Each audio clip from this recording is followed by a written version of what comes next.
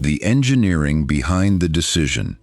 Out of 16 stadiums selected for the 2026 FIFA World Cup, only one will host the biggest match in football, the final. At first glance, the choice seems obvious. MetLife Stadium is one of the largest stadiums in North America. It has hosted the Super Bowl, international football matches, and countless sold-out events. But FIFA didn't choose this stadium because it was famous. They chose it because it could meet one of the toughest engineering challenges in modern sports. Hosting a World Cup final isn't just about 90 minutes of football. It's about moving more than 80,000 spectators safely, supporting thousands of journalists, broadcasters, security personnel, and event staff, transforming an American football stadium into a world-class football venue, and delivering a flawless operation under the eyes of billions of viewers around the world. So what made MetLife Stadium the right choice? The answer begins long before fans even arrive. For FIFA, choosing a stadium also means choosing the infrastructure around it. MetLife Stadium sits within one of the most connected metropolitan regions in the United States. 3 international airports serve the area. Major highways connect the stadium to New York City and the surrounding region. Rail and bus services help transport tens of thousands of spectators on match day. Hotels, emergency services, logistics centers, and media facilities are all located within easy reach. This network allows millions of individual journeys to function as one coordinated system. Without that infrastructure, hosting a World Cup final simply wouldn't be possible. But getting people to the stadium is only the first challenge. The next challenge is moving them safely once they arrive. An 82,000-seat stadium isn't defined by how many people it can hold. It's defined by how efficiently those people can move. Wide entry plazas spread arriving crowds before they reach security. Multiple gates divide spectators into different sections. Inside the stadium, broad concourses and carefully planned circulation routes reduce congestion and keep people moving. Even after the final whistle, the design allows tens of thousands of spectators to leave the stadium safely within a relatively short period of time.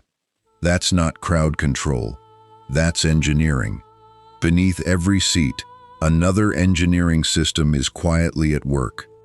The structure itself. A World Cup final places enormous demands on a stadium, not only from spectators, but also from temporary broadcast platforms, lighting systems, camera equipment, and event infrastructure installed specifically for the tournament. Every additional load must be calculated in advance. Engineers verify that the structure can safely support changing conditions throughout the event. The goal isn't simply to build a strong stadium. It's to build one that performs predictably under pressure. Another major challenge is the playing surface. MetLife Stadium was originally designed for American football, but the FIFA World Cup requires a completely different field. Before the tournament, the existing surface is replaced with a FIFA-approved natural grass system. The foundation is carefully prepared. Drainage is tested. The field is precisely leveled. And the entire surface is inspected to ensure it meets international playing standards. It's a temporary transformation, but one that requires months of planning and engineering. Then comes perhaps the most overlooked system of all: broadcast infrastructure. Only around 80,000 people will watch the final inside the stadium, but more than 1 billion could be watching around the world. Supporting that audience requires far more than television cameras. Fiber optic communication networks, commentary booths, camera platforms, media compounds, power redundancy, technical control systems. Every component must operate continuously without failure. For one evening, the stadium becomes one of the largest live broadcasting facilities on Earth. When all these engineering systems are combined, the reason behind FIFA's decision becomes much clearer. MetLife Stadium wasn't selected because it was the newest.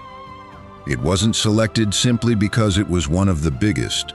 It was selected because it already provided the transportation, infrastructure, structural reliability, operational experience, and engineering performance required to host the world's largest football event.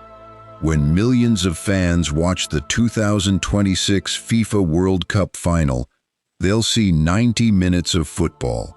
What they won't see are the years of engineering, planning, testing, and preparation that made those 90 minutes possible. The World Cup Final isn't awarded to the most beautiful stadium. It's awarded to the stadium that can perform flawlessly when the entire world is watching. And that's exactly why FIFA chose MetLife Stadium.